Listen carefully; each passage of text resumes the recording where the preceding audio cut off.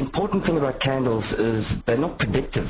All they are triggers after the trade idea has occurred to you. So whether you're using a MACD or whether you're using support and resistance, you can apply a standard candle pattern as a trigger to enter the trade. It gives you a definite entry point, and it also gives you a definite stop loss area.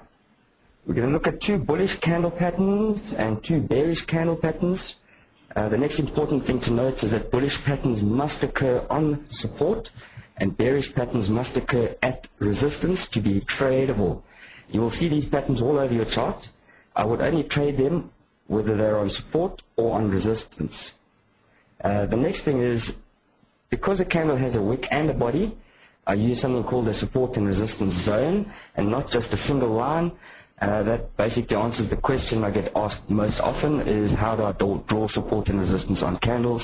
Quite simply, you take the highest wick and the highest body to draw your resistance line, and then on the bottom end you would look at the lowest wick and the lowest body in the consolidation to draw your zones in. We're going to go to the next slide. We're going to be looking at a bullish hammer. There are a couple of rules around candle patterns. On a bullish hammer, simply the wick must be greater than twice the size of the body. And that's really important. If it's less than Darville, then it's not a hammer and it's not tradable.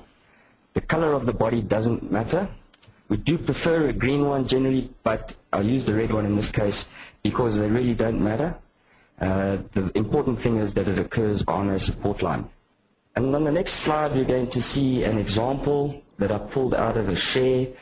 It is on a daily chart, and you'll see there's actually two candle patterns in one on this particular slide.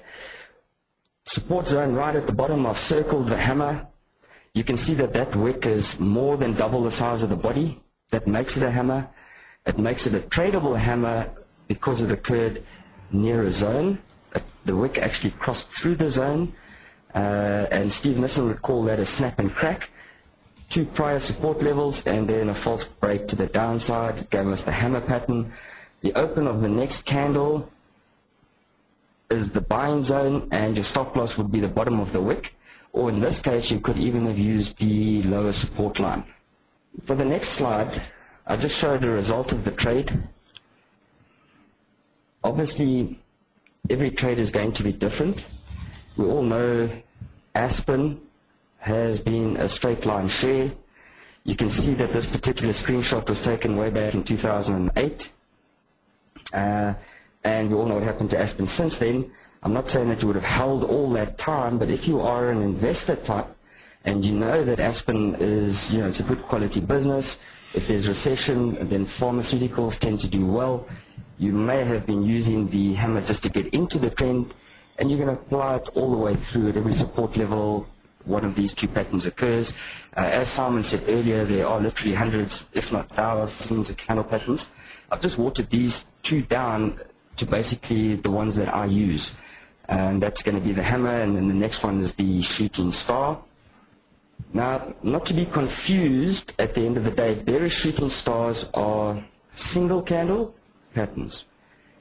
When we get to the next set, which are the morning and evening stars, those are three candles in the pattern. The bearish shooting star has the same rules as the hammer. The width must be greater than twice the size of the body, and again, the body color doesn't matter. And resistance. So on the next slide, you'll be able to see I drew my resistance level in. I've used the SA40 in this example, the index. You can see that I've taken the highest bastion, I've taken the highest wick. We had the market coming off, and then we had a big green candle pushing up into the resistance area, and then we got the shooting star. Close enough, I consider that close enough to be at resistance, and the trade is triggered on the completion of the candle. Please do not preempt these. If you've got a 5-minute chart, it takes 5 minutes for the candle to finish. If you've got an hourly chart, it takes an hour for it to finish. The fact that it has an upper wick means that at one stage it was a green candle. So please don't preempt them. Wait for them to close. You've got plenty of time. The open of the next candle gives us the trade entry. The top of that shooting star would be a stop loss area. Just going to show you the result of that particular trade. So the rules are simple. The wick must be double the size of the body or more on both of these candles. The shooting star must occur at resistance, and the hammer must occur on support. The next slide will show us the result. It was a nice good move. It's actually quite recent, 3rd of May. Once again, I'm not saying that you would have caught the whole trend, but they are important. When they occur at resistance, you can consider it a turning point. The nice thing is you've got a definitive stop loss. The candle pattern has failed once another candle closes above the wick. The next slide is going to show my favorite candle pattern of them all. It's called the bullish morning star. A few more rules to this one. Firstly, a downtrend is required. You need to have a downtrend for these to occur. The first candle is the big red candle. If you're using black and white, then it would be a big black candle, followed by a doji or a small body candle. It's a small little red candle there. That is small enough. If it's much bigger than that, then I don't consider it doji or small enough. And that ideally should be below the close of the first big red candle. We then need a big green candle that is at or near the close of the red. That's the first red candle and closes above the upper 2/3 of that red candle's body. So I don't want it to be in the lower third. I'd like it to be up in the upper 2/3. Just quite simply, remember what we said in the beginning, it is a reflection of the market's emotion. If you look at the candles, you can just see what the market is thinking. There was a big downtrend, there was a blow-off candle, there's indecision on the doji, and then we get a nice big green body thereafter, showing us a potential change in the expectation of the market. On the next slide, there's a trade setup. Now you'll notice on this one that there's a little bit more time elapsed. In the first couple of slides we had quite a short period of time. It was an hourly chart. A little bit of time elapsed between the initial support and resistance levels before the candle gave us the trigger. Here I've used a longer time sequence. There's a good couple of months in this trade.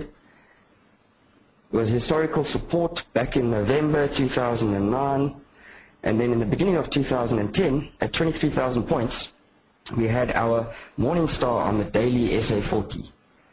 So what all it does is it gives us a trigger for the trade, it gives us a defined stop loss, and off we go. So rule is, green body must be in the upper 2/3 of the big red candle, and the middle candle should at least be a doji or a small bodied candle.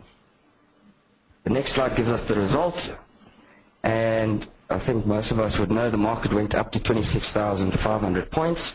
And if you look at that top, you can see a different example of the same candle pattern that we're going to be looking at shortly, called the bearish evening star. It didn't occur at resistance, but it still qualifies as a pattern, and you could then use that as your next resistance level. So candle patterns that occur at non-tradable areas can become future support and resistance levels. Okay, we're going to have a look now at the bearish evening star. An uptrend is required. We then get a blow-off green candle or a white candle if you're using black and white, followed by a doji at or near the top of that green body, and then we want to see the big red candle selling off from that high, and it should open at or near the close of the big green candle, and it must close lower than 2/3 of the body of the first green candle. Now, on an end of day chart, you actually want that doji to be slightly higher than the other two candles. In the intraday chart, they can be level. If you've got a 24-hour market like the IG SA40, then very seldom will you actually get perfect candle patterns because of the continuous nature of the price. So it opens and closes. Basically, the new candle opens at the same price that the old candle closed at, and therefore you just sort of have to adjust your rules a little bit. Okay, there's the example. Remember, we have to have an uptrend, we have to have a historical resistance level, and at least part of the candle must be near that resistance. Now, when they occur in blow-off areas, you can see what happens. It doesn't go into the actual zone clearly. All it does is it spikes up there.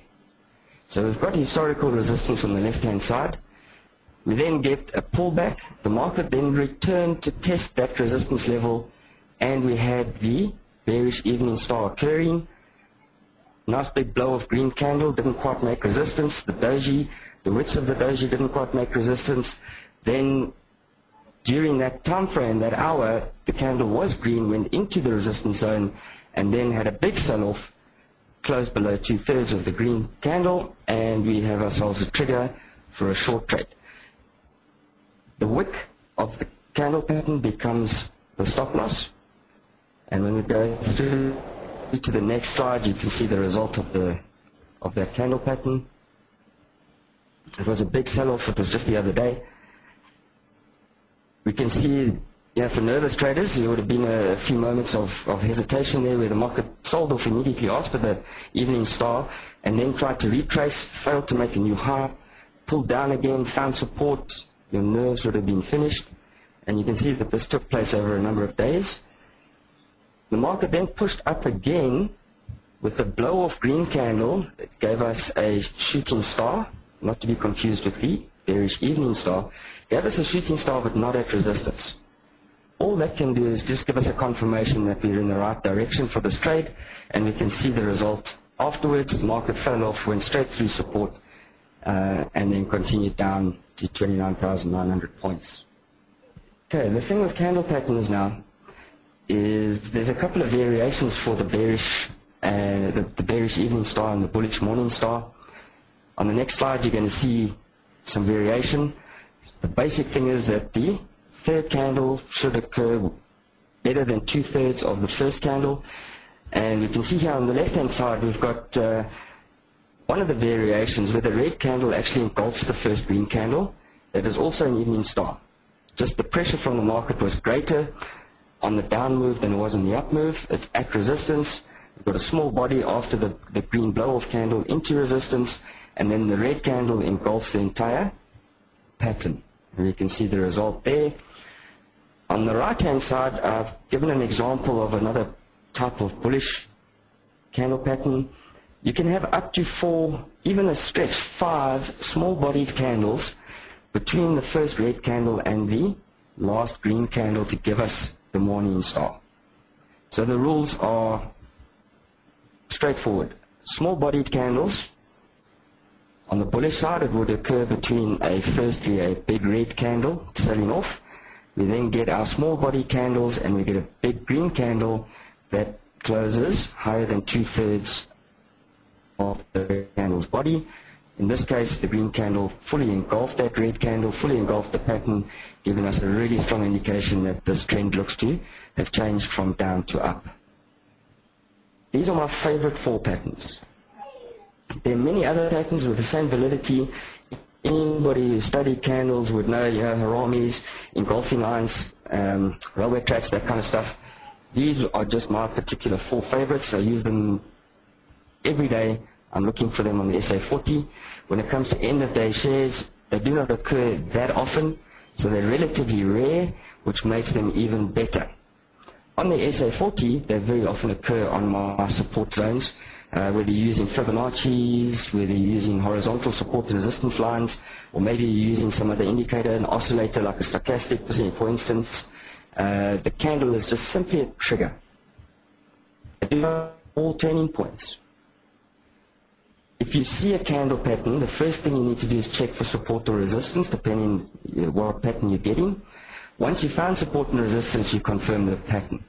So like I said earlier, you're going to get these patterns in the middle of a trend. They're not great for trade entries. It might be great for continuation pattern or something like that, but it's not a really good place to start your trade. The entry for the position is at the open of the next candle, and the stop loss is a close above or below the entire candle pattern. If that wick is too long and it exceeds your stop loss requirement, you should have a percentage of capital or whatever for a stop loss. If it exceeds that, then you can either skip the trade, in other words, you do not make the trade, or you stick to your percentage rule.